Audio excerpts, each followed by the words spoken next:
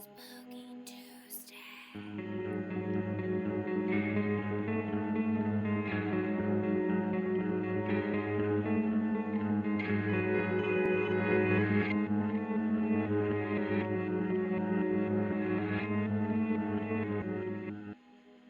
Well, that really happened to a girl in my hometown. Oh, yes, I'm sure it did. I'm sure most of you grew up thinking that this happened to girls in all your hometowns, but it didn't.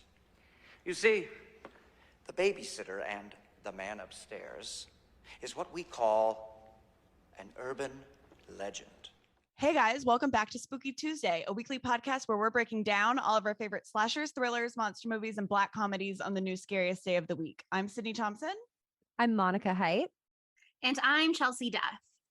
And this week we're going back to the 90s to review a movie that apparently is a cult classic or something. People know about it, people talk about it, but I had never fucking heard of it until we started doing this goddamn podcast.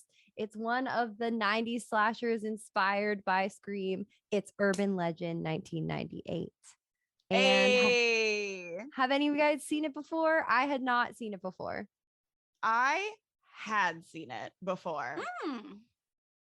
I hadn't seen it before, but I was like, I knew of it.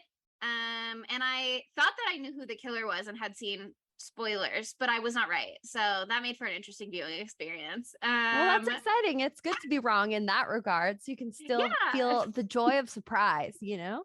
I was actually super wrong, which was interesting. So now I don't know what I saw. So it was a humbling movie-going experience for you. Maybe you saw Urban Legend 2. I thought I'd get there. Final Cut. No, Urban Legends Final Cut, which is apparently the second one. And then there's also Urban Legends Bloody Mary. And that one went straight to DVD. I didn't know that it was a short-lived franchise. But watching it, I totally can see how it would have been an awesome franchise if they had gotten it right. But apparently they really fucked it on the second ones. But at least the original, at least for me, I had a good time. If y'all haven't seen it, let me read the IMDb little synopsis for you. A college student suspects a series of bizarre deaths are connected to certain urban legends. Yeah? Okay. Very straightforward. That's it. It's you know, that does about sum it up. It does sum it up. You don't want to give away any more than that, okay? The first thing I want to say about this movie is that the cast fucking slaps. This cast is amazing. We've got who I was sure was a young, redheaded Katherine Heigl for the first half of the movie. No, it's not. It's Alicia Witt, and I'm so sorry, Alicia. You kind of look like Katherine Heigl. I don't know how You're old making Katherine a Heigl Valentine is. connection because of Jamie Blanks. Yeah, no, I felt I felt the Valentine connection. What have we seen Rebecca Gayheart in also, by the way? She plays Brenda. She was in Scream 2. This is like so many Scream Joshua related Jackson people. also. Yeah. Joshua Jackson, and then also we have Michael what is his name? It's not showing his whole last name. Lex Luthor from Smallville. Rosenbaum, I think is what it is. Yeah, Lex Luthor. Well, he's also in Cursed with Joshua Jackson. So there's that They're bringing connection a lot of too. things together. There's a lot going on. I want to watch Cursed again. I know. Put it on the list for my proposed theme month. Shall I spill it now after I referenced it last time? Do you guys want a Spooky Take Tuesday where we do episodes we've already done? Because it's too good of a name to pass up. I'm just saying, Spooky Take Tuesday, consider it. Consider for your Let's consideration. Get some fan support going so I can convince Sydney and Monica that this is a banger idea. Here's the thing. I'm down because we will just do House of Wax. What if we did House of Wax 4 times? Jennifer's Body. House of Wax month, First. and we just do House of Wax over and over and over Over again. and over again. I'll come up with a good name for that too. Don't worry. We also have Tara Reid in this movie, which is such a fucking blessing. As a UCLA radio alum girly, I was loving seeing college radio so beautifully displayed in this film. Holding it down, Tara Reid. God, she was incredible. Okay, but also she has a line that I know we would absolutely say, like all three of us, where she's like, she was probably listening to our radio show. Do you think I was the last person that she heard not say before? that. And yes, we would. All three of us would absolutely say that. You can lie to our listeners, but you cannot lie to me. The last thing she ever I would say heard that was me sarcastically, saying maybe. bye at the end of the episode. It was so, it's just, I feel so connected to her spirit, you know? Oh my God. I would not. I would never. I literally just, well, no, okay. But before the episode started, I was like, my mom's last words were, you should watch Urban Legends 1998. So we're going there today. Look, Back to the it was cast, an important though. message to share. And she was right, wasn't she? Yeah. She was right. I had a great time. It's important to her, clearly. We also have Loretta Devine, not sure how to say it, who plays Reese in this movie. And she has been in so many things and she is so fucking funny in this. I loved her. She kills. Oh, she kills. Oh my God. She's so good. And then we have the man, the myth, the legend, Robert Englund, aka Freddy Krueger himself in this movie, which like I love looking at his face. Like his normal ass face. I think He's got a cute, cutie. nice He's face. really cute. He's cute. He's super cute. I'm like, I need to watch a New Nightmare so I can look at his face more often. Not his non-Freddied face. Also, just because that one sounds super fucking awesome. Do you know what other famous movie serial killer is in this film? Oh yeah. Yes. Brad Dourif, who plays Yes. Charles Chucky. He's the gas station attendant in the very beginning. Oh my God, I love that. There's so many like horror, like history Little cameos sprinklings. within this movie. It's so awesome. And we there's also another have person from, are you going to say the person from Halloween? I don't remember who it is though. It's the girl who plays Tosh. So that's Danielle Harris, excuse me. Just said her name completely wrong. And she was in like 3 of the Halloween movies. I haven't seen any of those ones. So Halloween 4 and Halloween 5. Yeah. Oh, okay, yeah.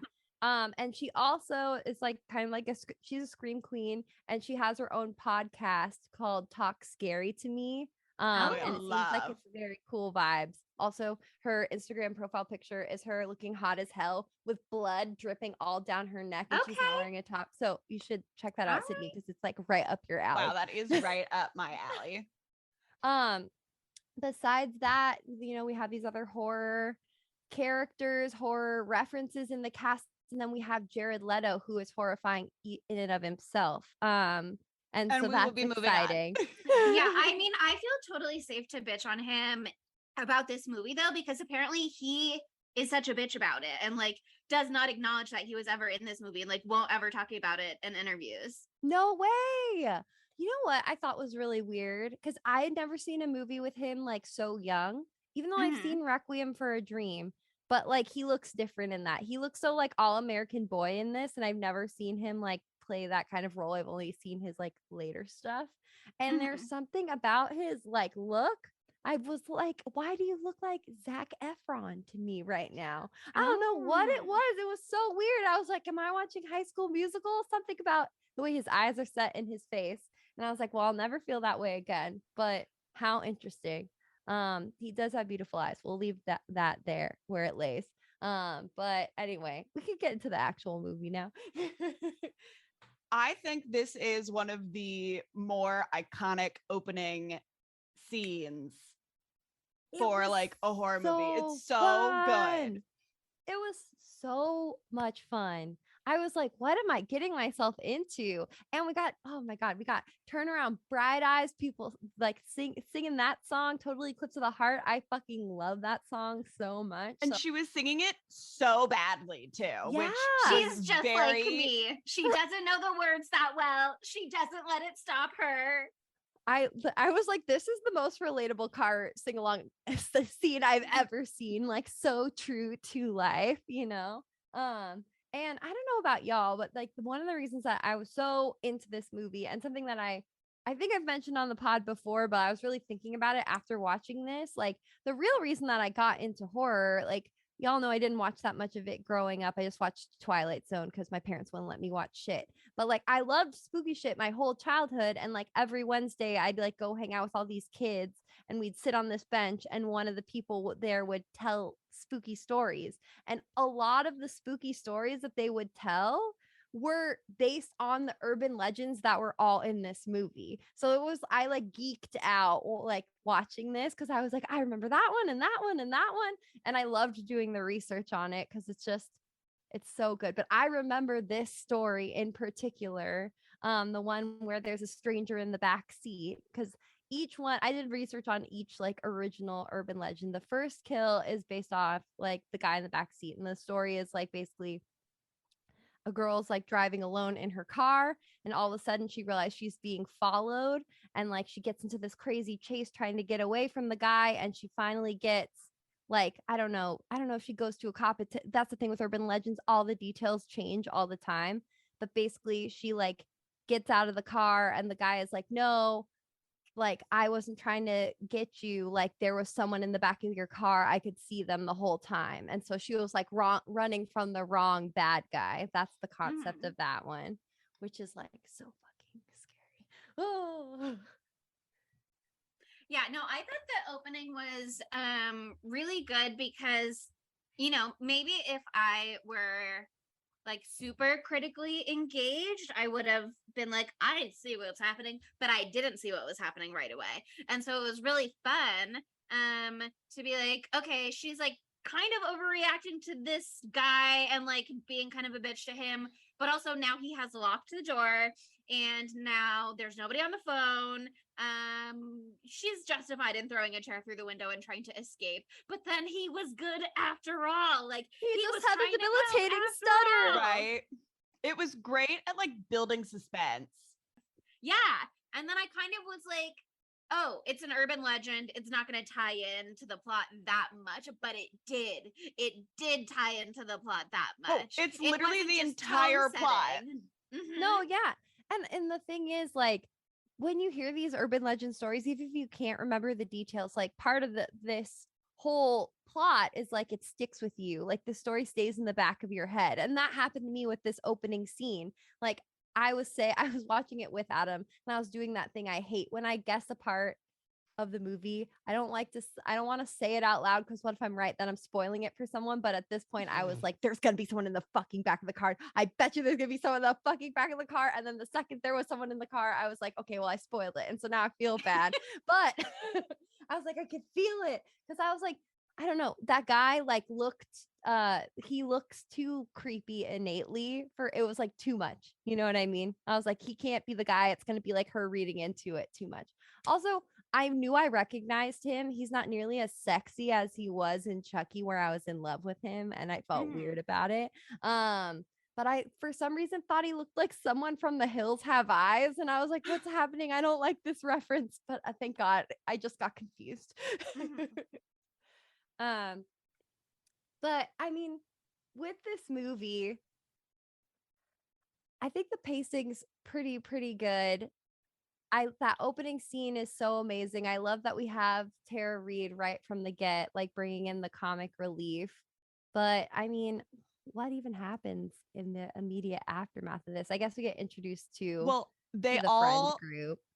And in the friend group, they are doing a classic 90s, all the friends hanging out in a coffee shop, like on a couch, like a very clear friends reference of them.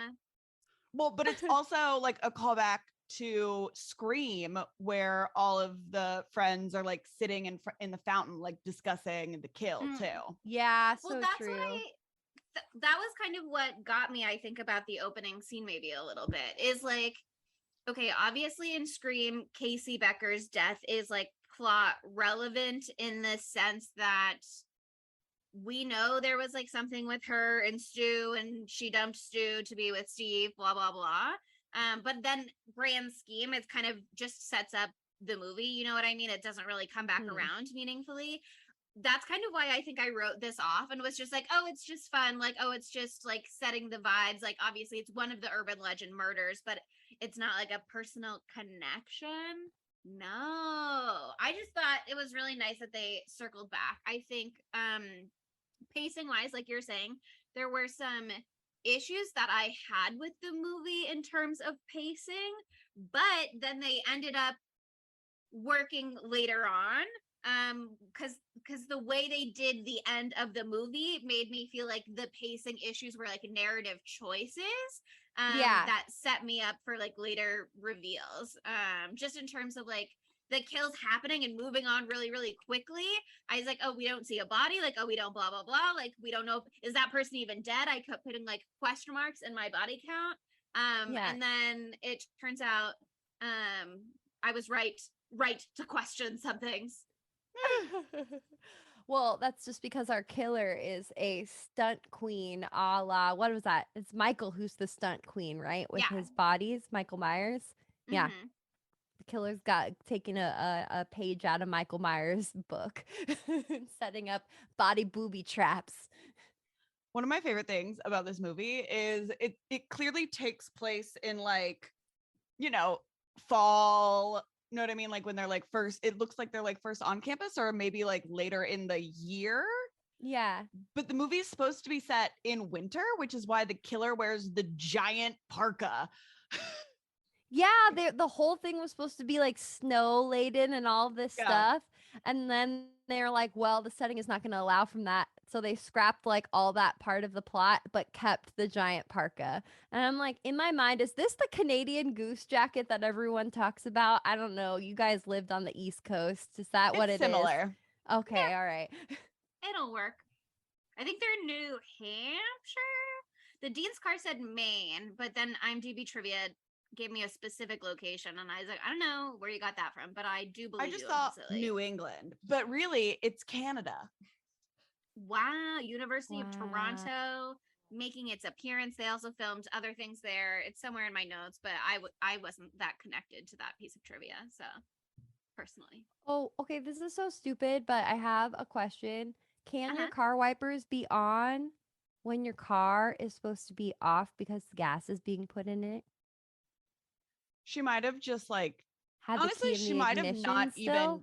even she might have not even turned the car off. That was very common in the 90s to just leave your car running. Really? Gas for you in New Hampshire? I was like, why is she expecting? But I've never had to. I've always done it myself because I don't live in Pennsylvania or Oregon. Oregon? There's That's the other state. so Massachusetts. Like when we lived in Boston, we legally couldn't pump our own gas. That is so weird to me as somebody who's never lived in one of those states. It's so strange. But also, okay. Is it because they don't trust you to pump it yourself that you're going to get she gas drove away everywhere? with it plugged into her car, so she was. Well, yeah. They were right not to trust her. Is it them all worrying that scene from Zoolander is going to happen in real life where they have a gas fight? Right. That could happen at any time, you know? Sometimes you just got to have a gas fight. Not with these gas prices, my God. Did you see in the movie it was like $1.14 for gas? I know this was 20 plus years ago, but it made me mad. It makes me feel physically ill. I feel scared and sad. Oh man, I love that they have like from the get-go though, like the main lore that we have is like what was it? Oh Jesus, now I can't remember the name of the hall. Spencer Hall. What is it? Stanley. Oh, I was yeah. like, it's the a Stanley man's Hall name. Massacre. The Stanley Hall Massacre. I love I just love the concept of urban legends in general. I just think it's so cool that like you can like as Robert Englund later explains, Professor Wexler, like you can have this ubiquitous story that everyone is 100% positive happened in their town, but it never did. And so like it's so believable to have this like massacre story and have it like seem real, but people don't take it seriously also, like that sort of thing. Also, I really liked the concept of the massacre, like that someone knocked on every door and just if you open the door, they like scalpeled you from ear to ear. Very Black Dahlia.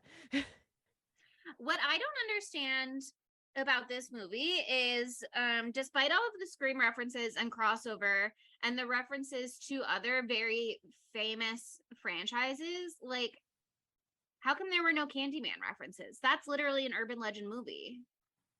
True. Yeah. How come Bernadette Walsh and Helen Lyle weren't somewhere walking in the background or whatever? Well, Helen Lyle is busy being the new Candyman, so And she's Bernadette booked Walsh and busy, and Bernadette is dead. So you did not think that through. Virginia Madsen and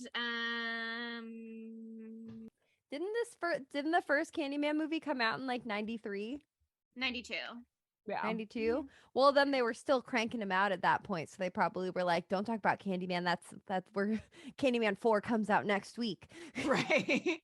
That's true. Casey Lemons. But I love that. Oh, okay. I loved that there fucking Smallville, because I can't remember his actual name. Lex What's his Luthor. actual name? Lex Luthor. But what's his name in this? Parker? Parker, Okay. yeah. Parker is such a fucking scummy frat boy, but a little bit hot still, unfortunately. He kind of is giving Logan Huntsberger, is he not? Oh. Yes. Anyone? Gilmore Girls reference? Thank you. At first I was like, it's Logan. And then I was like, no, wait, no. But they do look kind of similar. Same small eyes, blonde vibe. Here's the thing. I love that his dog's name is Hootie, but I hate the way that he treats his dog when they're like, yeah, I think we're going to pierce the dog's nose.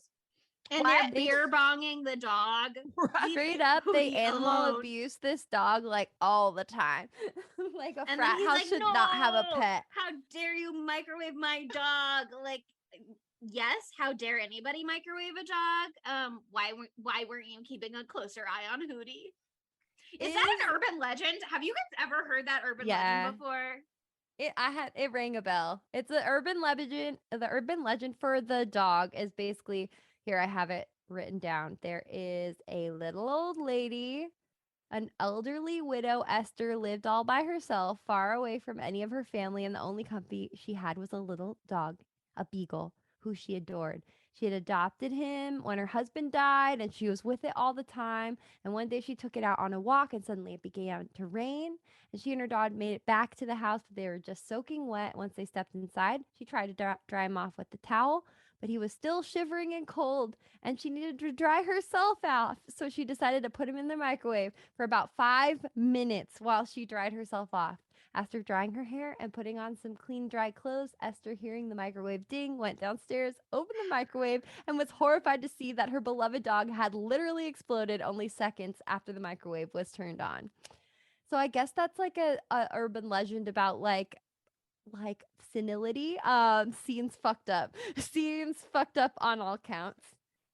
Who doesn't know that things blow up in just the other day? My sag paneer blew up in the microwave, and that was just 2 minutes. Okay. So like a doggy's not going to last that long in there. You see what happens to the chip bags when you put them in there for 30 seconds, they turn into a shrinky dink. Yeah. That can't be good for a dog. Come on. Have y'all ever put a CD in the microwave? No, it like explodes, right? It doesn't explode. Oh, but it'll like, it looks like little lightning, like, but it's on the CD. It's so fucking cool. Me and my dad used to do it all the time. Doesn't that like ruin the microwave though? No, it ruins the CD. Okay, well, yeah, that defo the CD is not doing well. I remember we used to get in trouble at school doing the shrinky dink chip bag thing because it would like fuck up the microwave really bad, like it could break it. And we were like, we won't stop. I'm making earrings. And recently I thought I would love some chip bag earrings. And then I was like, I don't want to spend like $200 more on a microwave if I break this one. So just find one off Facebook Marketplace. Yeah. Sorry. I need a shrinky dink microwave specifically for my chip bag earring business. Hey, that might take off. Who fucking knows? But yeah, the dog in the microwave one is so literal. I don't know. That's like kind of a weird urban legend for me. I don't know what the like shitty like they're all supposed to have some sort of like shitty make you feel bad moral sort of. Yeah. Like a problematic moral. I kind of don't know. I know that was what Robert Englund was saying within the movie, so I Sure, but I don't really associate any urban legends with like moralizing necessarily. Yeah, they're just usually like, oh, like spooky, scary. spooky, scary. If you don't look after your kids, it's all over for you. Like, I don't know. But anyway, the one thing that was really confusing in this book, or in this book, excuse me, In this book. in this film, like, why did they say Bloody Mary into the hole of Stanley Hall? Like, that's not how Bloody Mary fucking works. I was so mad. I was like, I know about Bloody Mary and I don't do it, but you have to look in the fucking mirror. Like, you just don't look in a hole. What's that gonna do? And also, why would you do that? I don't know. I don't tempt fate like that. Pissed me off. They should have said Candyman. That could have been the Candyman reference. Don't you need to say that to a mirror? No. Yeah, but they're clearly just not. And I mean, it's for the best that they're not saying anything into a mirror. You know what I mean? Because let's not add any extra elements into this film. Can you imagine if they are just like, these are supernatural films now? The urban legends are real after all. This is a Candyman successor and not a Scream successor. What we could have, they could do like a horror MCU, sort of like the Dark Universe. Should I go on another 30-minute rant about the Dark Universe? I won't. Is that the one with the mummy? Where they tried to have like all of the Universal monsters like be in one giant universe together called the Dark Universe. They could have the urban legends universe. I liked it a little bit because it's like Universal, and then they showed like the Universal world, and it was like the dark side of the planet. It was a cool graphic. Cute, it was a cool graphic. Okay, if you're gonna name it the Dark Universe, that's fun branding. But the Mummy movie was super fucking bad. It was really terrible. One day we'll do that in some way on a Patreon or something, and we can all just shit on it together. But anyway, we're back to this movie. They could have done some sort of incredible, like all the horror people come out at once, like ragtag team, like they call up Candyman, Bloody Mary's there, like whoever else. Robert Englund is already there, so Freddy's there. We have Chucky. Like they all actually fucking show up, and it's like just a barrage. Of horror people. It would probably be terrible, but I'd watch it. I would obviously watch it. But okay, we talked about the actress Danielle, but let's talk about Tosh for a second. Tosh is Natalie's roommate. Her goth roommate. Her goth roommate with like truly turned her dorm into a lair, like a spooky lair, which I like really appreciate from her. I love that. Like, I didn't love this actually. When Natalie walked in and Tosh is like fully just like raw dogging this guy, like getting going back shots. Yeah. Like going fucking ape shit. I was like, if my roommate had fucked someone in my room one time while I was there, I would be like, oh my God. But the fact that this is so regular that she just puts her headphones on and her Discman and just goes to fucking sleep. I was like, Natalie, no. I thought that was so funny. It was so fucking funny. I mean, that shit happens in college all the fucking time. So it was, again, true to life. Wow, they've got the college experience down. They had a college student in the writer's room. You can tell. I will say, I do like when like slasher movies and stuff, I know a lot of them aim to be like teenagers. So they're in high school, but I love when they're like in college or like something. I don't know. It just seems like a more fitting setting because like there's a reason why actual adults wouldn't be more involved in this, you know? Yeah, totally. And I also like everything is set in high school. Like every show, everything is set in high school. And I'm like, all right, I'm almost 30. At least these kids are a little bit fucking older, you know? They're drinking, and that's not like the most novel thing about their entire experience, you know? I don't know. I liked that. And I also liked the like frat energy. I thought it was hilarious just having Logan Huntsberger all up in there. And here's the thing. Joshua Jackson, who plays Damon, is the absolute douchebag, but you know he has a big dick. Stop, because I did have a moment where I was like, he's so cute.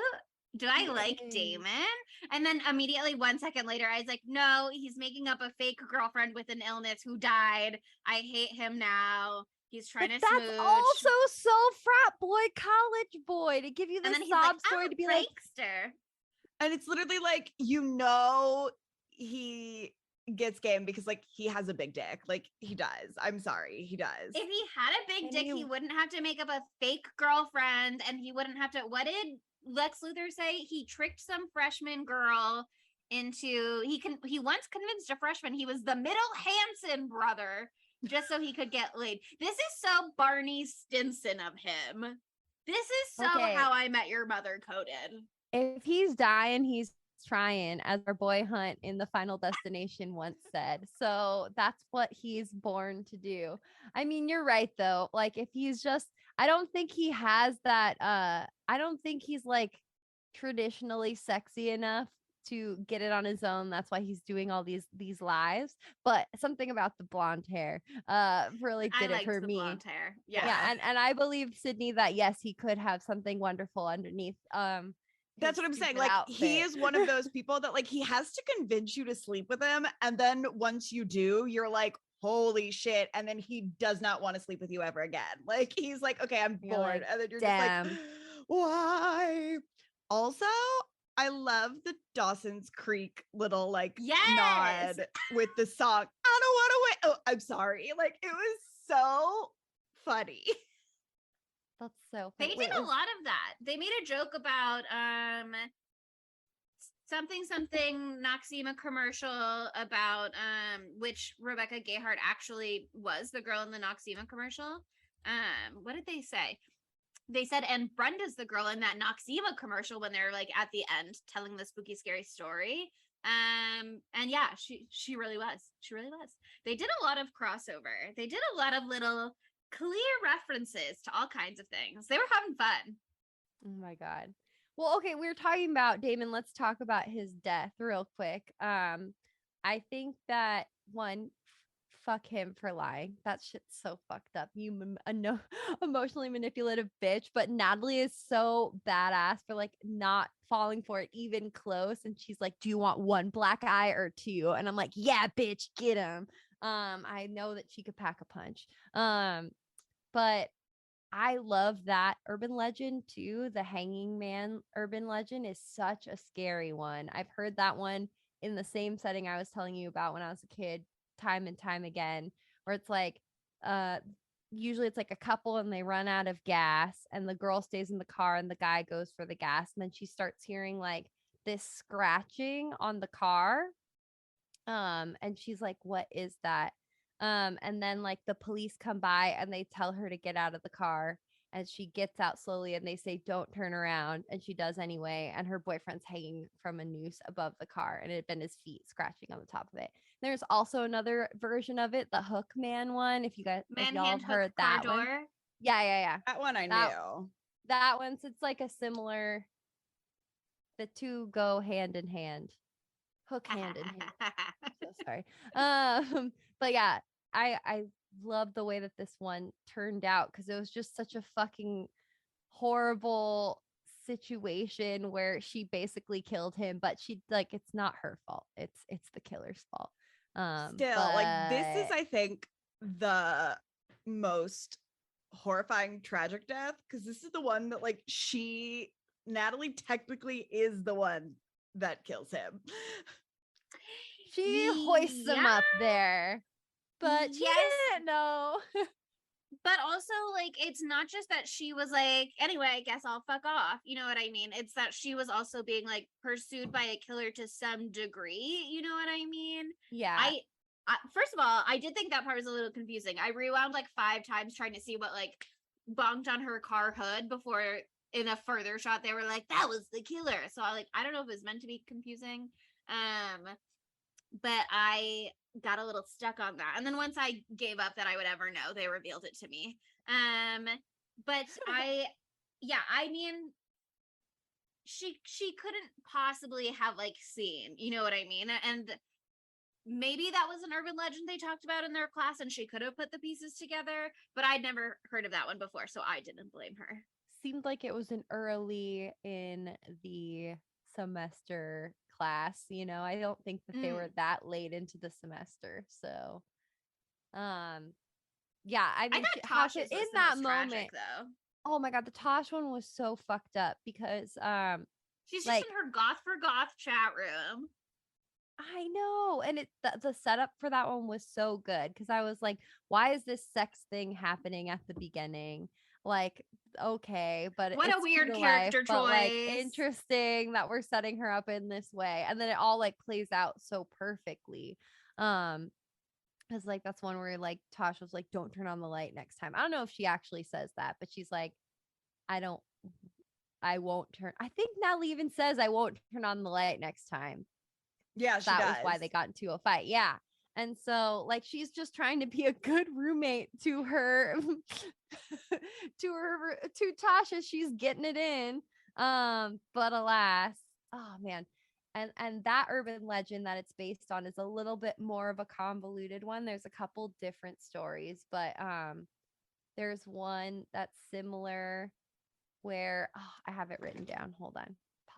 Okay, I found it. So it's called Aren't You Glad You Didn't Turn on the Light, which is exactly what it said on the wall in the movie. And so basically it's this story. It's very similar to what happens in the movie. A girl is studying late and went back to her dorm room to get books or notes, and she didn't want to disturb her roommate, so she didn't turn on the lights when she went to go get her stuff out of her desk. Later on, when she got back to her room, she found her roommate was dead, and a note is written in lipstick on the mirror that says, "Aren't you glad you didn't turn on the light?" So that's the urban legend of that. But there's another version, and this was like the most prolific one of those scary stories I heard as a little kid, which was and there's a lot more detail in the version I heard, but this is the bare bones. Like a young lady is alone in her apartment and she goes to bed with her dog on the floor beside her. In the middle of the night, she's woken up by a strange sound. She's alarmed, but she reaches down to the dog who licks her hand. I hate this one. And she is reassured and goes back to sleep. In the morning, she finds the dog hung in the shower, and where the dog slept, she picks up a note which reads, humans can lick too. So it's the same sort of thing where like you trust the darkness and like you like stay in the dark instead of like looking to see what that weird disturbance was, and then like you find out that there actually was something going on. So similar ones. The humans can lick too, story literally wrecked my shit as a kid. Absolutely wrecked my shit. Absolutely fucked me up all the way to hell. Like absolutely horrifying. But then as I grew older, I was like, that bitch is a fucking idiot, because as a person now, I have been licked by a human. And it feels way different than a dog's tongue. Yeah. It feels way fucking different. Okay. So that would be a big red flag, but maybe she was sleepy, and you don't automatically think like, BB's lick feels different right now. Maybe it's a human tongue. So we let it slide. I'm glad that wasn't the case. What if that had been how the dog died? Oh my God. In this movie. Oh, I want to know how Natalie didn't wake up, because like the note was like written above. Wasn't it written above Natalie's bed? So like would they have had on the wall adjacent to it. Oh, okay. I thought they would have to like not be right on. above it. No, I think they had on her space bed to navigate around her. Right. That was Yeah, my thing. I was like, Natalie must be a deep sleeper if this person can like walk on her bed and write a nice little message. What was she listening to on that Discman? Like that like was so a trance making that she slept through it all. I did think that whole police investigation, which is to say complete lack of an investigation afterwards, was total bullshit though, because like, obviously in the morning we see that her wrists are cut. There's like a whole blood puddle or whatever, which haunting, horrifying. But she was fully getting choked out the night before. And like there would be like ligature marks or the patella in her eye or whatever. That's not the right word, but it sounded right for a moment if you didn't listen very closely. I liked there'd be burst blood vessels in her eyes. Like she tells them she was moaning and stuff the night before, and they do the whole, well, then why didn't you turn on the lights if blah, blah, blah. And it's like, okay, so what are they saying? That she was just going to town on herself and that there Or- wasn't anybody right. else in there? Okay. Or did they think that like Alicia Witt was completely making it up? Like, I don't know what they're trying to imply there, unless they're saying like she got banged out and then committed suicide afterwards. Yeah, and they're just like trying so hard to cover up any more drama because they know about what happened with Stanley Hall and they can't have more bad press for the university. Oh, So God they're like, forbid, the university. God forbid. They might lose some of their generous donors, their generous benefactors, if they don't keep up appearances, which is just like super, super frustrating. Yeah. I just loved the representation of some of my fave college clubs too. You know, I already talked about radio. We had the publication. I mean, y'all just met Alex like a couple in the last couple episodes. So you know that, she was a big Daily Bruin gal. She was all up on the paper at UCLA. So even though it's Jared Leto, we love to see that representation of hard-hitting journalists in their young early careers. We get frat boy representation, just like Monica, your boyfriend. Mr. Frat Star himself, Luckily, his frat Adam. was shut down after the first year, so I never had so to date lucky. him as a frat boy. But he has that energy a little bit. He absolutely does. Yes, reformed frat energy. I was literally at your house earlier and you guys were like, you ready to rage this weekend? So that one's fully on you guys. Adam and I butt chug every time we see Stop! each other. I hate that's not true, but I hate it regardless. We could do be Don't true, threaten you say to butt that. chug all the time. You don't Don't know. You're gonna say find that. out this weekend. Stop it. Yeah, ask him to butt chug with you, Chelsea. He'll do it. I would never do that. I have a question. Uh-huh. Yeah. So the dean of this school is an absolute piece of shit, but also Yes. like, wouldn't him being like, well, she was manic depressive. One, we don't say that anymore. It is bipolar. Wouldn't that be a HIPAA violation to like tell other people? And like also we find out Natalie has like a past criminal record, but one, she was a minor and she only got probation, so it was probably like expunged or something like that. Like he wouldn't have said like would he not have said that in front of like Jared Leto's character? Like wouldn't that be like a crime? I think it's just him like threatening them, because at that point like they're like kicking up too much dust, and again their donors are on the line, and so he's like, yeah, look, I just told him about your sordid past, I can tell other people and ruin your future, because he's a little villain. He's been in stuff too. Be like a crime? Like, isn't that illegal? Like, you're the dean, you can't do that. I'm not the Probably. podcast lawyer. I don't know. It's probably a crime. I feel it feels wrong. It feels like Right? it's That wrong. feels wrong. Yeah, that feels Here's wrong. the thing. At least a fireable offense, probably. Here's the thing. He deserved to die. I will give him that. I liked his death too. That was fun. I've never thought about dying on the car backer upper poppy thing. Let's think of a more succinct way to say that. The car reverse Tire popper? tire poppers. Yes, there we go. Still too many words, but you know what I'm talking about. That is such a good idea to kill someone on one of those. That's such a good idea. I mean, not like to do it in real life, but like that's a great horror kill. That's awesome. I love that. And I didn't see it coming. We've seen a parking structure murder millions Cursed. of times.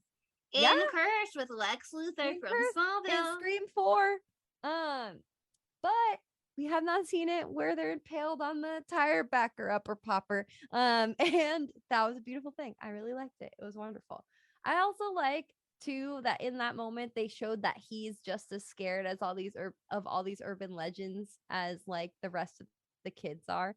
but he's just like pretending that he's bit bigger than it just to save face, because he like looks in the back of his car and he's like really looking in there to make sure there's no one in there, and he's scared as shit when the security lady comes. What's her name Reese. again? Reese, love her so much. Yeah. Oh my god. The janitor's guy is in the cast as weird janitor. Aw, No, give him a name. nice janitor. Guy. He really moves the plot along. Give He him does. his dues. He does. I love that reveal. I read a great like retrospective thing from, I think it was from Bloody Disgusting, like for like the 19th anniversary of this movie or something, and they talked about how they did a really good job of like throwing suspicion on a lot of different people in this movie, like believably. Like they did a really good job setting up Robert Englund's character, like Professor Wexler, where you can really think that he could be the killer, like the lone survivor years later on the anniversary. That's totally believable. They also do a good job of throwing suspicion on Jared Leto's character, because he is kind of giving off a little bit of sociopath vibes. Maybe it's the blue eyes, but he's just like doesn't care about how people are really feeling in the aftermath of these things. He's just trying to like get the story, and so it feels like that's a little bit weird too. And whoever poses the idea that he's just like he's killing these people so he can write about it so he can get a good job or something, that felt Honestly, believable. Yeah, I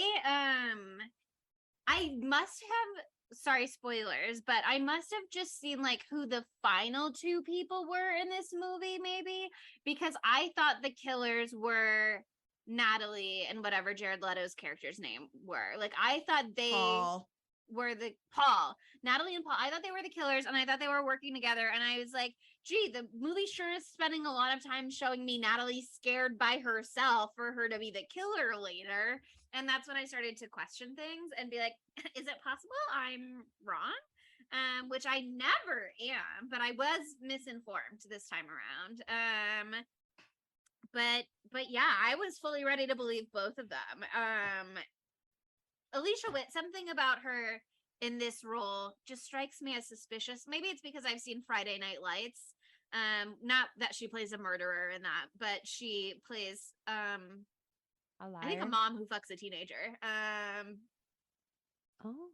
Well, Tim Riggins was so hot. Like, what are you gonna do? If it was Tim Riggins, fine. Totally fine. Tim Riggins was out here fucking MILFs. Like, that's classic Tim Riggy. Riggins. Yeah. I've not watched Friday Night Lights, so I'm like, okay, cool, sure, yeah. One thing about her and Michelle, the OG killed girl, right? Yeah. At the very beginning. Yeah. When we find out that they like went to high school together, and when she's like looking at the yearbook, they look so fucking old, like in that photo. Like they look like they're like the cheerleader team, like coaches Teachers. or like something. Like they look so old. You're like, you are not high school students. Like this is impossible. Well, I thought that she was being cagey, because I was like, why is Natalie being so cagey about this? And I was like, it's her ex-girlfriend and she doesn't want anyone to know she's gay in college, which is like an interesting opposite of what actually usually happens. But in college. Yeah. But I was like, wow, they're ex-girlfriends. But no, it was much more disturbing than that. Much more disturbing than that. You know that thing where it's Saturday night and you're in high school and you're like, hey, you want to like do vehicular manslaughter? You know that thing? That was the most relatable part of the film. Experience. Yeah. Everyone's done it I once. always loved. I loved doing that. You know, once wasn't enough for me. I didn't have my license in high school. So this is why this is extra funny, because I couldn't have done it even if I wanted to. Yeah. I guess I could have been Natalie. Yeah. Drive. I was just a virgin who couldn't drive for all of high school. Late bloomer. But that reveal was so fucked up. I was just like, oh my God. You ever hear an urban legend and you're like, I'm gonna do it. I'm gonna do that thing. I'm gonna go under Sydney's bed on a to lick her hand, so she thinks that it's Winnie. Like Oh. that's the type of like level of psychosis we're talking about here. But I do feel licking her hand so that she thinks it's Winnie. That's a very plausible prank within the friend group. That would Someone be would now do I'm that definitely gonna do it. Now Yeah. I'm definitely gonna do it because I said it here. Okay, so where we are as far as deaths, I think we're at Tara Reid's death. What's her name? Sasha? Yes, Sasha. and I loved her radio show, and I Sasha. loved her advice, and I loved her Tiffany costume. I'm pretty sure she was Tiffany from Bride of Chucky, right? Which is I like think fun so, yeah. because Chucky was in this movie. Oh When did- yeah. Oh, also apparently in that one little part where they break into Wexler's closet, there's like a figurine of Freddy Krueger in his closet right before you see Cute. the axe. Yeah, we love a little in joke, a little Easter egg. I love that there's that one caller who's like, hey, we tried a new position and we're stuck. And they called her on the phone and they're still stuck. That's apparently another urban legend. So, I mean, it's very fun that they're enjoying Oh. themselves, getting silly with it, throwing little things in. Yeah, there's like genre to genre. Yeah, there's another one in that party scene where they're playing Roller Coaster of Love. From Which Final is like, Destination 3. well, yes, and also it's James, my roommate's like favorite song. Like we always play it for him. Like he just like boogies down to it. That's It's a why I great made song. him watch that scene without context from Final Destination 3. And so I looked into the urban legend that guy, I almost said cool guy. He wasn't that cool. No, He that wasn't a cool guy. mansplainer That guy. boy. There's That been bad so many boy. good mansplainy memes. And I just know that he is going to be another one as soon as I get my hands on him for social. Oh yeah, 100%. But like there's like this blood curdling scream in the song, and I had never noticed it before, but yeah, it's in the song. And there's like a rumor that it was like someone actually dying. And so I looked it up, and it's the urban legend is that, hold on. According to the story, which was started by a DJ in California, of course it was a radio DJ who started this fucking Just shit. making shit So up between classic. songs. There was this woman, and she was a model who appeared on the album cover, and she was kneeling on glass and pouring honey in her mouth. And while she was doing it, she found out that the glass, that it was fiberglass instead of actual glass. And the honey reacted with the fiberglass by sticking to her legs and ripping off all the skin. Sorry. That's not where the screen comes. There's more. She went to the manager's studio while the band was still recording and threatened to sue the band, which is when the manager stabbed her to death. The band left the scream in as a cruel joke. That's not true. It's fake. It's a fake story. This DJ just made it up. The scream was actually keyboard player Billy Beck. And instead of telling the truth, the band agreed to coyly answer no comment when asked about the rumor, claiming they took a vow of silence. The ploy worked, and it gave the song like more buzz and sold more records. So the Ohio Players, that's the band who does Love Roller Coaster. They're motherfuckers, but also they're smart. They didn't come up with the rumor. If they come up with the rumor, then I'd be mad at them. But if they were just like, did we commit a murder? I don't know. I would say no. I would say no, I didn't commit murder. But to each their own. Gotta sell records, baby. Sure. Yeah, I mean, I think that this was something that somebody talked about on IMDb trivia for this movie that's really interesting, is it is kind of like time period specific to a degree. Like you can't really do urban legends the same way that you used to be able to, because just like when I was trying to Google what happened with Mammy Lou, you can go on Snopes.com and debunk a bunch of stuff these days. Like back in the day when you couldn't Google everything, when there wasn't like sites dedicated to, Snopes used to be all about urban legends specifically before it was like used for political misinformation. Oh yeah, I literally put so many Snopes articles in the links of her descriptions because that was like the main link for all of these urban legends, and I was like, they're all fake anyway. Yeah, but back in the day, it was so easy to spread and be like, no, I know somebody this happened to, or I know of someone who says this happened. Because you couldn't really like fact check things, especially not immediately the way that you can now. And you could do a little jokey joke on the radio, and all of a sudden people are like, no, that's real. I'm citing the radio, It's blah, like blah, War of the blah. Worlds. Like, you know what I mean? It's what happens in War of the Worlds. Oh, in War Oh of my the God. Worlds, the when they did the first Where radio Orson play of War of the Welles- Worlds. Yeah. Oh, Yeah. He like said the story out loud on the radio, and people thought it was really people happening, turned and in they like midway through. And like thought it was real. I was like, and I've they seen like a War of the Worlds. I don't think fucking they freaked reveal out. at the end that it was all fake all along. It was all It's it all was a all Dakota dream. Fanning the whole time. No, it's funny that you say that, Chelsea, about like how it'd be harder to do now, because I don't know if you saw this, but they're working on a reboot of Urban Legend. Ooh. And this is they? like, yeah, I looked it up. There's not a, I don't know if it's gonna still happen because they announced they're working on it in 2020.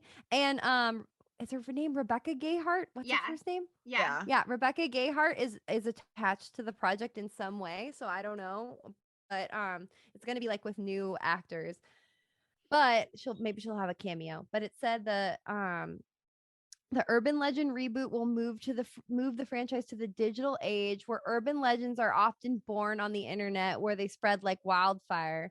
The movie will center on a diverse cast of students and a series of bizarre deaths. That part was pointless, but it's like linked to the darkest corners of social media. So I totally agree with you that if you do fact check, you can find out that shit's not real.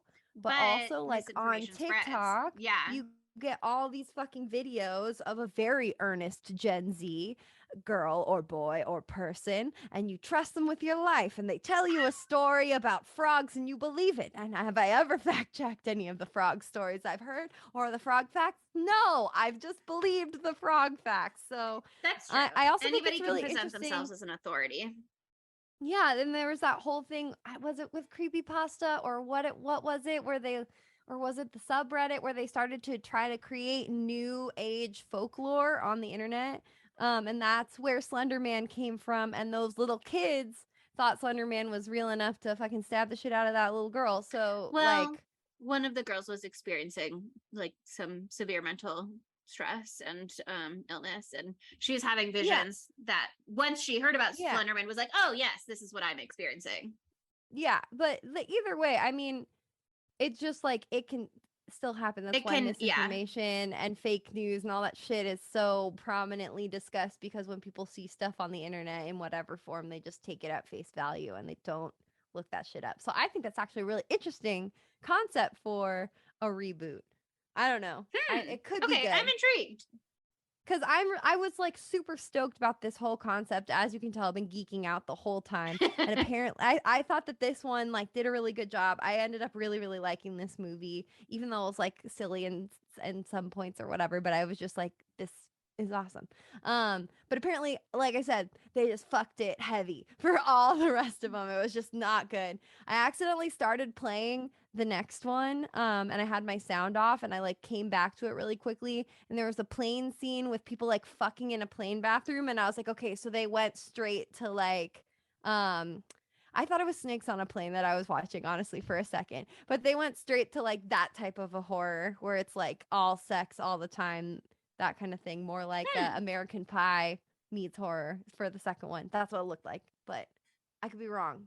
Let me know if I'm wrong. I'll watch it, I promise. That's so interesting though. I do feel like this movie was allowed to be like a little sexier than usual for most horror movies. Like they were allowed to have like a little more fun with the adult nature of the fact that they were in college. Yeah, that really helps. I just want to give a quick shouts out though to Logan Huntsberger / Lex Luthor / Parker's death, because it was really fucking horrifying.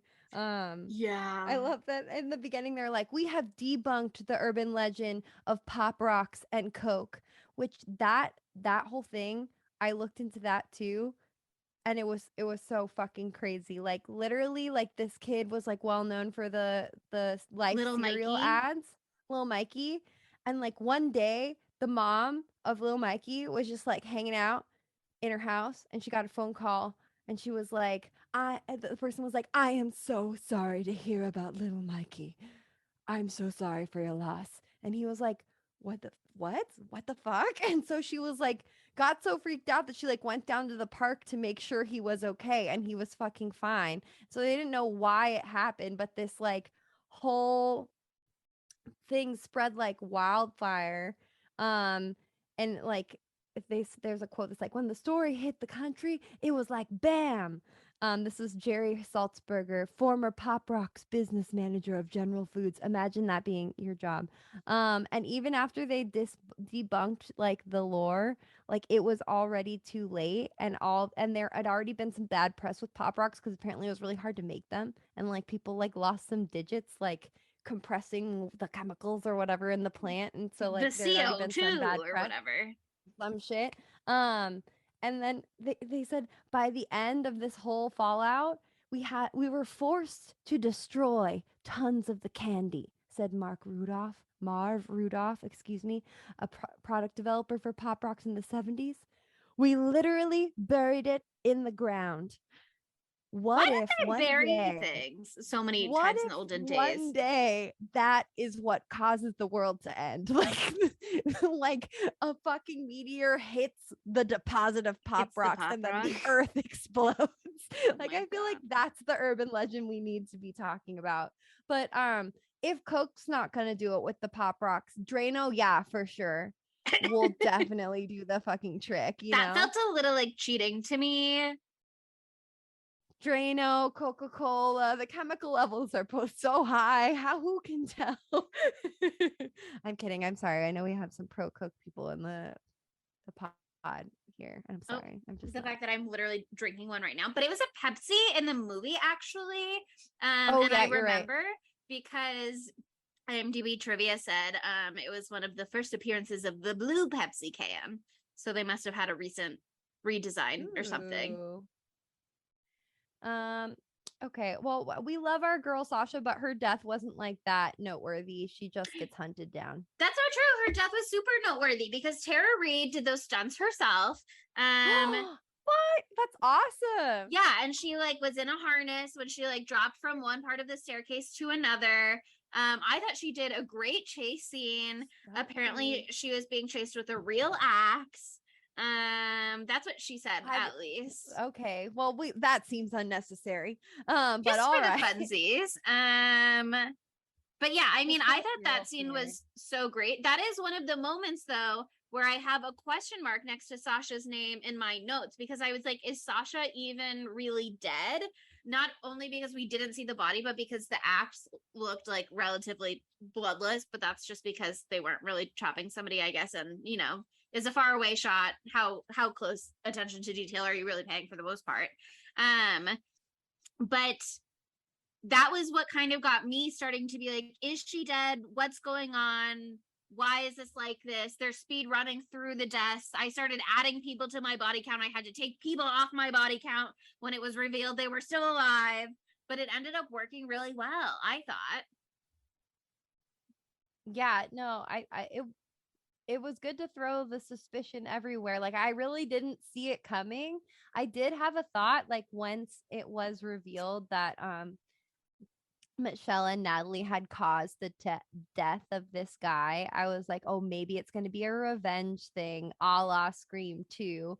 Because I was getting Scream 2 vibes from this. Because I got Joshua Jackson confused with the guy who is, spoiler alert, the killer in Scream 2.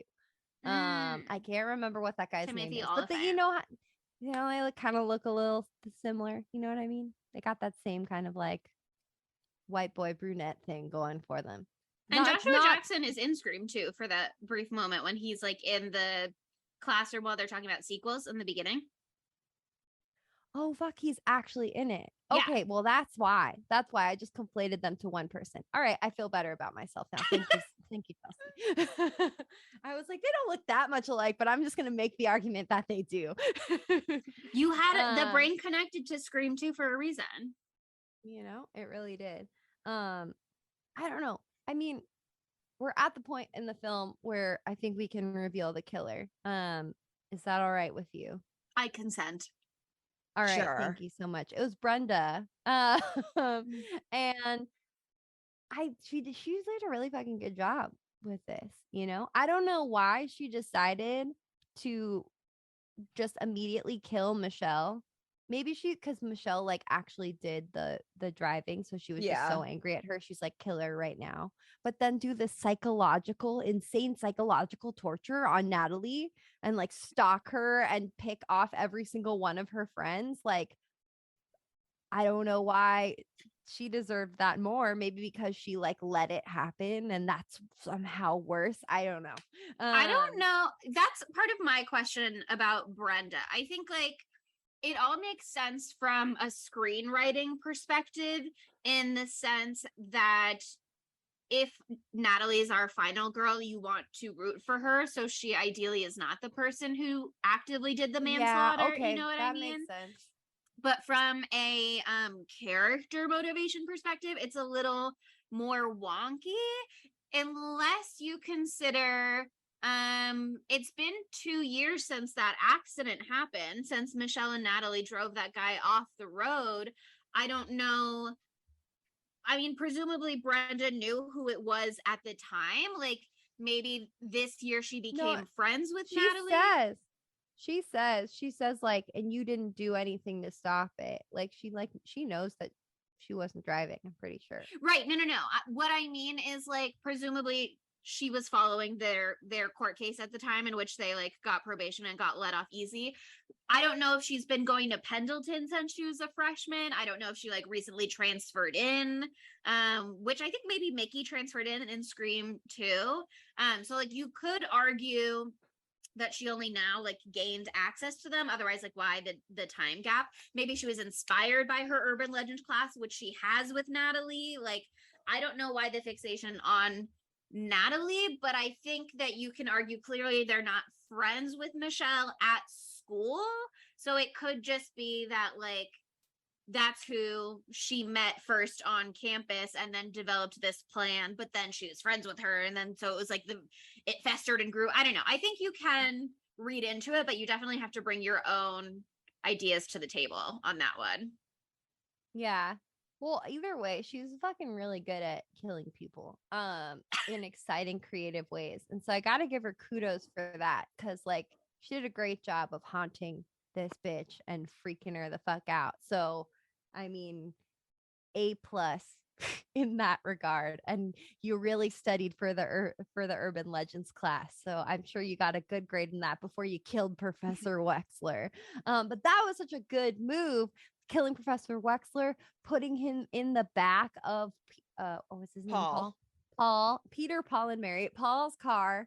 That was like so perfect. And like, yeah, that whole like misdirection scene running around through the forest, I loved that. And then we also got creepy janitor back for like a brief second too. Yeah, I hope he's okay. I hope he didn't bonk his head too hard when they crashed the car. But yeah, I love that, like, even till the very, very end, she's like so sure that Brenda is her friend and she's going to like save her life. And that's what fucks her up. And then that's when we get all the stunt queen bodies dropping left and right, which I loved that so much. It was like a epic haunted house, perfect for Halloween.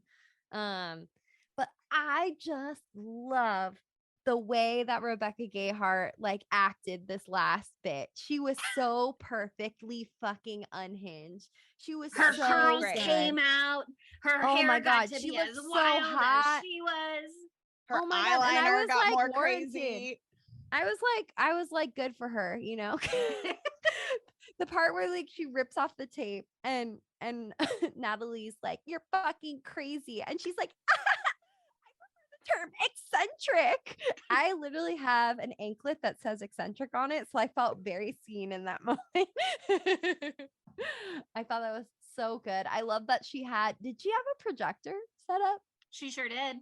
She had a projector set up. She had the AV skills. She had the whole thing perfectly planned. Like, oh my God. It's beautiful. And it's a great motive. I'd be fucking pissed too. But I thought the very very end was really good. I thought that Jared Leto coming back was fun. Even though he freaks me out. Like he's so good at with his eyes. Like I was like he could be in on it. I don't know. I still don't know. Even in this last moment, he could like really be that soulless. But then he turns it back around. That's great. Dude, I didn't like that Brenda's character was like, also, I was going to be with Paul forever and he was going to be my new boyfriend. And then you kissed him. I didn't like that that was part of I didn't mind motivation. it. In the sense that to me, she's gay. And so I think she's just picking a boy, not necessarily experiencing true attraction to men.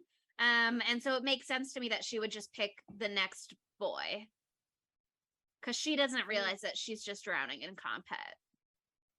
Yeah, she doesn't actually like them.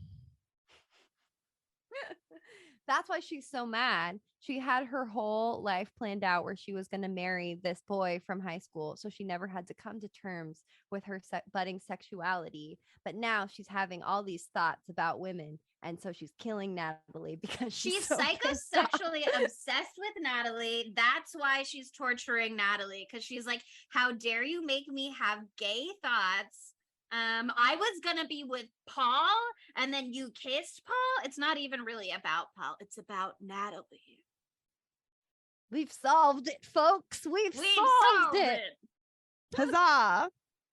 I mean, the answer for me is always gay psychosexual obsession. Yeah. Okay. Well, yeah, that's honestly the actual answer like a lot of the time. So look, if we had comprehensive sex education that taught that you could be gay and it's allowed, all these horror movies would just be save gayer. a lot of lives in a lot of different ways. Yeah. Being gay saves lives. That's so true. Too true, bestie. Oh my god. I mean, but literally. I also just like I thought the very, very, very end of this was so awesome too. That like Brenda survives and she's going after more bitches. Like, I don't know what her motivation is now. And it has the tie-in to the fucking green ribbon because she has that ribbon tied around her neck, which is tie into that urban legend, which is also a story from Scary Stories to Tell in the Dark, which is a compilation of scary stories, which is amazing. And also a Guillermo del Toro movie that is mediocre. But still fine. But the story of the green ribbon, that's one where there's this woman who has a green ribbon around her neck. She wears it her entire life and she like will never ever take it off. And her husband's like, I need you to tell me what it is. And finally, when she's about to die, she's like, okay, I'll tell you what it is. And she takes it off and her head falls off. So that's what that was a nod to at the very end when she had the ribbon around her neck. And I was like, okay, is her head gonna fall off? Like, I don't know. That'd be fun. That'd be exciting. I don't know, man. Also, I just watched The Orphan today, so all I'll say is I just watched Orphan today. So listeners, you know what I'm talking about. Sydney and Chelsea do not, and so we won't tell them. And we're moving on. But yeah. How could this movie be gayer? I think we just did that segment. Wait, no, I want to talk more about the end. Go. Because I thought it was really, I loved, like I said, I loved that there were moments where it made me question, like, okay, is this character really dead or is this a pacing issue? And then enough characters kept popping up. And then they even pulled it off with Brenda at the end, where you have this reveal of like all of these new college students on a new couch hanging out, telling spooky stories to each other. And then it's like, and they never found the body. And you think that is enough to be the end and to be like exciting because they're all like final twist the whole time, blah, blah, blah. And then they're like, guess what? We've got 5 final twists. Because not only are we now new college students telling urban legends about this movie that we've just watched, but Brenda is sitting right there. And so it's kind of like, I guess originally people's theories were that like the whole movie itself was an urban legend and blah blah blah. There's somebody on IMDb trivia who was kind of saying that Rebecca is so petite and la la la, that she wouldn't be able to pull off these murders. I think she can through the sheer force of her anger and rage. But agreed. that, like, I mean, the killer was played by like a stunt man most of the movie. You know what I mean? So like, sure. But they were saying like, oh, like now we're questioning the movie itself, which is kind of like a fun aspect of a movie about urban legends. That's fun. Apparently that gets like kind of debunked by the fact that Rebecca Gayheart is playing her same character in the sequel, and Reese is also in the sequel. And so Reese presumably, Witherspoon? no, Reese the character, the security guard. Oh, I'm so sorry. Love her. That's funny that you mentioned that though, because Reese Witherspoon was maybe going to be in this movie, and then she turned down a role. She was offered the role, I think, of Natalie, which is fun because Joshua Jackson's blonde hair in this movie was because he was in Cruel Intentions being a blonde, and he was like, let me just keep the hair in case of reshoots or whatever. So funny. It's all connected. Honestly, there was a lot going on with like kind of sinister movies in the 90s. This movie also had a Richard Gere, that urban legend about Richard Gere with the gerbil. And I was like, I swear to God, we've had a reference to that in some other spooky movie. I just searched our Google Drive. It's from my notes on Scream. They also talked about that in Scream. Poor Richard Gere. Poor Richard Gere. I did not know about this at all, and I'm upset. I'll Google it later because I don't want to hear more about it now. Honestly, I'm disturbed by this concept. It is making disturbing. me think of that Eminem song, which is probably a reference to this story. Oh dear God. Anyway, well, they were planning on it. I mean, obviously they're planning on it being Brenda the entire time, but there were like little hints throughout the movie, like her last name was Bates, you know, from Psycho, like Norman Bates, and also Brenda Bates, what a name. I know, right? Also, the motto found on the university's emblem is in Latin, and it translates to "the best friend did it," apparently. And this is from Bloody Disgusting, so they fact checked. This is real. Isn't that so funny? So fucking funny. I'm obsessed with that, actually. Imagine being the kid who took... the one Latin. Yeah. Just be like, fuck. The whole movie's ruined for me. Thanks. You smart asses ruined the movie for my smart ass. Oh, man. Okay, now should we go into our segments? I almost did it, but I didn't. Okay. How could it be, Gare? I think we really got to the veto. To the heart of it already. I'm just moving stridently past. Loretta originally, that's the actress's name. Sorry, I confused myself for a second.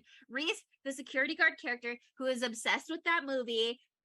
Yes. Fixated on that woman, inspired That's Jackie by her. Brown, right? I don't know. Hold on. There's something about it in my notes. That Pam Grier film Coffee. Okay. It's Pam Grier is in Jackie Brown also, so I wasn't sure. But that's Pam Grier. It's the same actress. But apparently, Reese Wilson, that character, was a lesbian in an earlier draft of the script, and that element of the script was eventually recycled with a different character in Final Cut. But to me, Reese is still a lesbian in this movie, and she's got a big fat gay crush on that movie star or that character Pam Grier in that movie. Yeah, I mean, I think that's so very clear in the text. I would just like to say that I looked up when Jackie Brown came out, and it came out in 1997. So, like, literally, there's no way that would be the movie in this movie, and I'm sorry. But anyway, I just knew it was Pam Grier. Yeah, I mean, that's the only movie I've seen with her. The other gay notes that I have, Rebecca Gayheart to me with Portia de Rossi. Her last name is Gayheart. Her last name's literally Gayheart. They were gay to me in Scream 2 as the sorority girls, and so that carried over. There's a moment where someone is saying, "Oh, the dean maybe," because he was being a bitch. They were like, "Where's Damon? He's disappeared." And the dean was like, "He's off with some girl or guy." That's gay. Damon's gay. And it is Loved confirmed it. to me that Damon is a bisexual icon because then the dean was homophobic. Because he said, or a farm animal, which is very like, oh, once we get them gay marriage, they're gonna marry their pets next. So like that homophobia confirms to me that's not a throwaway line. Did I have anything else? Oh, Tara Reid got, I don't remember what this was about, but something about Tara Reid getting picked up by another girl. Oh, when she was leaving the party and her radio attendant picked her up to take her to the station. That was gay to me. They have a relationship.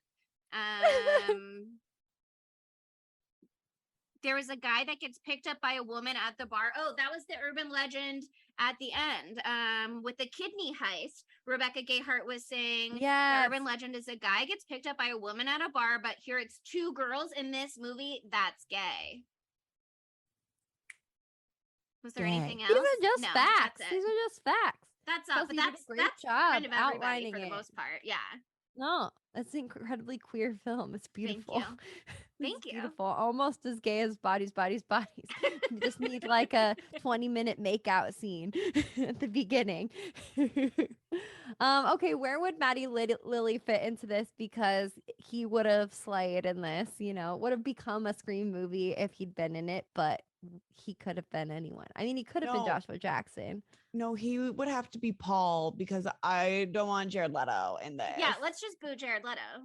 Yeah, that's a really good idea. Like, that'd be a really good idea. But like, I want Joshua Jackson. No, yeah, I think that's the natural decision, and it makes things a lot less uncomfortable. I think we've done a great job of not talking about him very much in this too. Also, just saying, he's so irrelevant, very important character. Yeah, I think that would be great too because it would be like Matty Lily playing against type a little bit, so there would be a lot of suspicion there because he's played so many villain characters. You know what I mean? Yeah, or at least villainous characters, even if he wasn't the villain specifically in a movie. I think it would have been really fun to have him in a role where there's suspicion cast upon him, but ultimately he's innocent. I think that would have been really fun, playing with the audience's expectations. That's a really good point. Yeah, I would have loved that. That's the place for him. Bye, Jared. He would have killed it as Joshua Jackson, but I think his utility in the role. We don't need to typecast him. I'm sorry that I did. That was rude of me. He would never lie about having a dead girlfriend. Okay, so I'm sorry. Okay, so that brings us to the dumb bitch. I mean, it's not Brenda. She's very smart actually, and very good at killing. I had a nomination in my notes. It's Jane, the sophomore caller, who switched out her roommate's birth control pills with baby aspirin. Yes. Oh my god. And now her roommate's pregnant. Bringing that up. That was fucking nuts. I was like, girl. Yeah. Girl. Yeah. Unforgivable. I mean, just not only unforgivable, but the fact that she was like, and now my roommate's pregnant and she needs to leave school. Where am I gonna find another roommate? Like, girl, maybe think about that before you sabotaged her birth control. What did you think was gonna happen? She's clearly fucking raw. Let's consider. Bitch. Okay, that's a high up there one. I would also like to nominate the dean or whatever because he's a dumb fucking bitch. And I'd also like to nominate, who was my other person? I would like to nominate Parker for animal abuse. Thank you. Don't beer bong the Justice dog. for Hootie. Don't beer bong the dog. Don't pierce the nose of your dog. My God. Justice for Hootie. Justice for Hootie, who got put in the fucking microwave. And he exploded. My God. We all learned a valuable lesson today. The microwave isn't the same as a hairdryer. Good to know. I don't know. I mean, I think that it's a tie between the dean and that bitch who got her roommate pregnant. It's hard to say. Allowing murder or making your roommate get pregnant. They're both pretty bad. They can share it. I'm okay if they share. It's a share.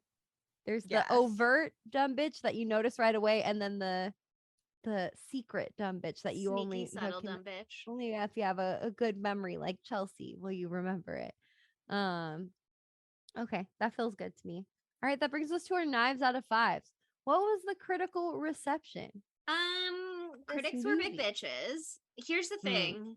Of This course. movie was kind of I think, and I could be speaking out of turn here, but I think kind of conceived to be the next Scream. You know what I mean? It's totally. like there's so much in conversation with Scream, both as like the story itself and also the actors involved, everybody, blah, blah, blah. They wanted urban legend to be for urban legends what Scream was for horror movie tropes.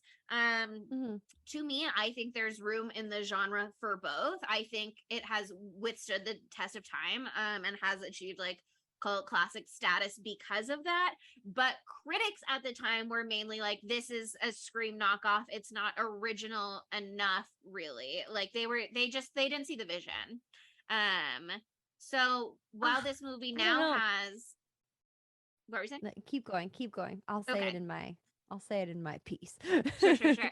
While this movie now has a 5.6 out of 10 on IMDb, which is not bad at all. On Rotten Tomatoes, it has 23% rotten from critics and 37% rotten from audiences. So the people didn't see what I saw. That's frustrating to me because I mean I get it, like with it within the context, like if Scream just came out however many years ago. When did Scream come out again? 96, and then Scream 2 was 97. So like they are back to back. Urban Legend is 1 year later, 98. You know what I mean? They're tightly packed together. And Scream is like saturated the market for the last 2 years. So that makes it and Scream 2 being like a college movie also like Urban Legend is. I can see what they're saying. You know what I mean? And literally Joshua Jackson's in both of them. But I can Gayheart. see I can see what they're saying in that context, but I do think that like it's slasher movie, you know? Like there's only so many things you could do in slasher movies. You're killing people in exciting ways, and this is a really fun way. This is a great excuse for killing people, okay? No, I'm kidding. But like you've been hearing me geek out this entire time. I think this is an awesome context. It really resonates. Like if you were a kid who heard spooky stories as a kid, like this is for you. Like I don't know. It's those stories, like if you hear them young enough, like stick in your mind, like I was saying before, and they like are haunting forever. I don't know. So I just to see them played out in this like college setting, it hit home for me. I really liked it. I also had so much fun researching this one. It was so fun. It was like a trip down memory lane. Wow. And it made me want to pull out my Scary Stories to Tell in the Dark book that I got a couple months ago because I never ended up reading the whole thing. But yeah, I mean, I think this is a really, really fun 90s slasher. I love the 90s vibes. I love a 90s slasher. There aren't enough of them. They could have made 20 more Scream knockoffs and I would have watched them all with the same excitement. They probably wouldn't have been as good as this one, but still. I love the cast. I don't know. I had a really good time. It's not like a 5 out of 5 for me. It's not as iconic. Like as some other films that I've seen, but I will definitely be watching this one again. If they ever put this up on Cinespia, I would go freaking AWOL. Go AWOL. Okay, I would go nuts. You disappear. Oh, Jesus Christ, I would disappear. You'd never see me again. I don't know what should I give it? I'm gonna give it like a 4.7. I loved it. I don't know. I'm not giving everything 5s. Not anymore. I really like this movie. It has a lot of like unbelievable deaths, but that's what makes it fun. Know what I mean? Yeah. Like, I'm sorry. Like, there's no way that 5'2", 85-pound Brenda is doing all of these things. But like, you know what? She's a swimmer. I don't care. I don't care. Like this movie is fun. It's not original, sure, but I still had a good time. And I do think that this, like, the premise is there. I think they were just trying to get something out so fast that they didn't flesh it out as well as they should have. But again, like, if they really do a reboot of this, I will be really excited. So I'm going to give this a 4 out of 5. Ooh. Nice.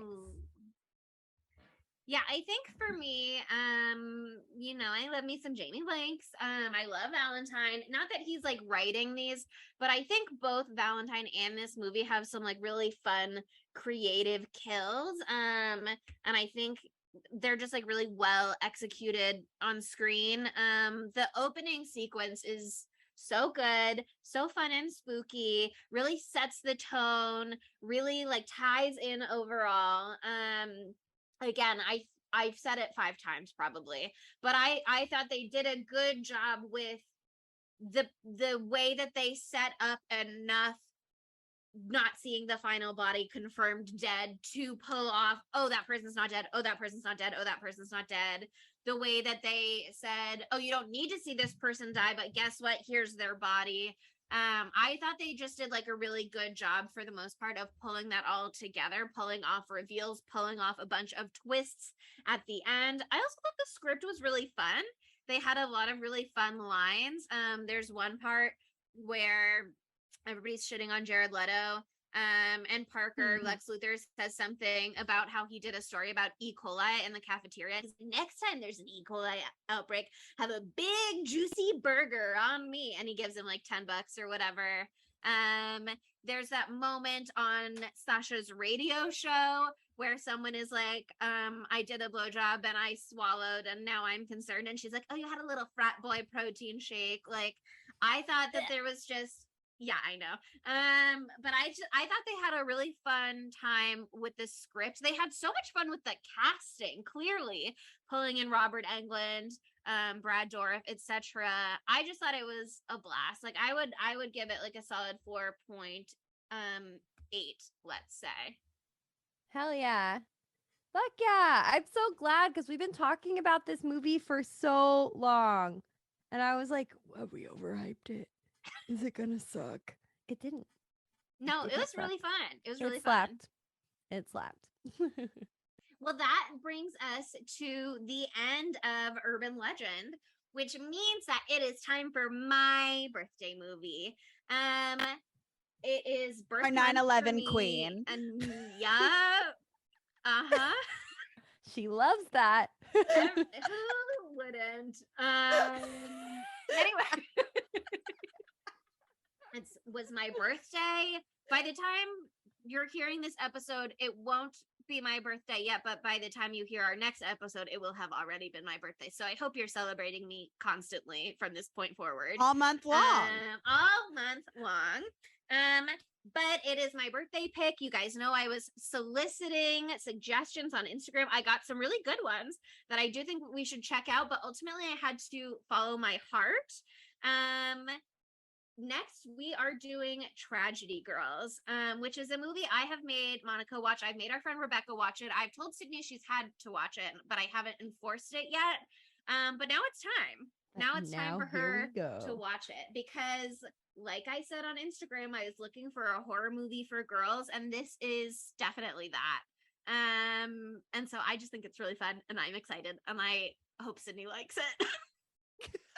I hope Sydney likes it too. I remember being jazzed as hell when we watched it, but also that's all I remember. I remember one of the girls got short hair and she looked cute. And that's it. I literally have no memory. All you need.